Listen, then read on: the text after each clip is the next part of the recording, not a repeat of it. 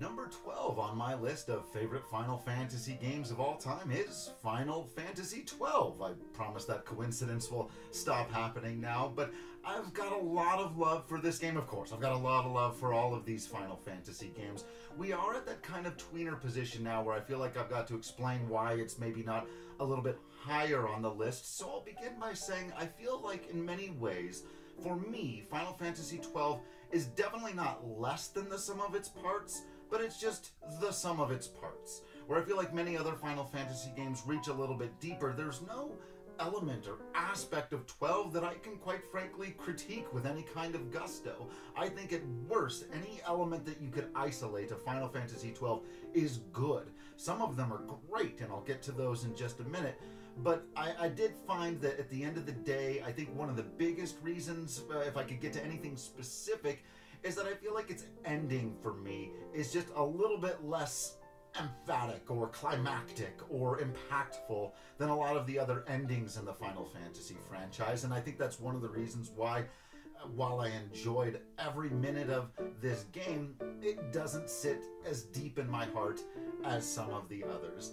And like I said, I think there's a lot about this game that is just absolutely phenomenal. From the voice acting, especially for its time, really until 7 Remake and 16, this stood as comfortably the best voice acting in the franchise, the strongest script outside of another game that I would talk about. I still have 12, I think, second or third in terms of the written dialogue. It's just extraordinarily well written. I think the characters are great.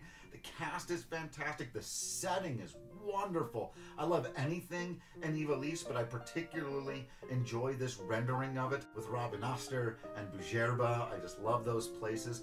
I love the world of Final Fantasy XII. I love the characters, the story, even the characters that people don't like, Vaughn and Bonello. I like those characters quite a bit.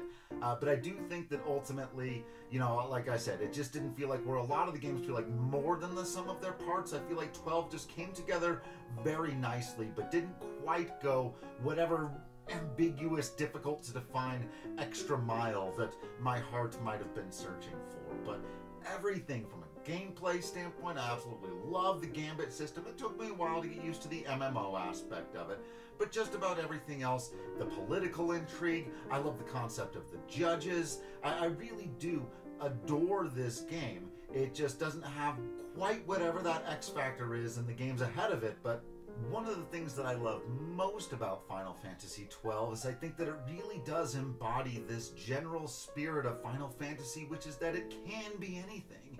It can go off and be a completely different thing while still being a part of the family, and that for some people this is going to be different in a way that doesn't totally vibe with them. For me, it was a little bit more in the middle, but for some people this is going to be their favorite Final Fantasy of all time because it does set itself apart as something different. And any Final Fantasy game that can do that and still be as successful in all of the individual ways that it is a truly fantastic experience.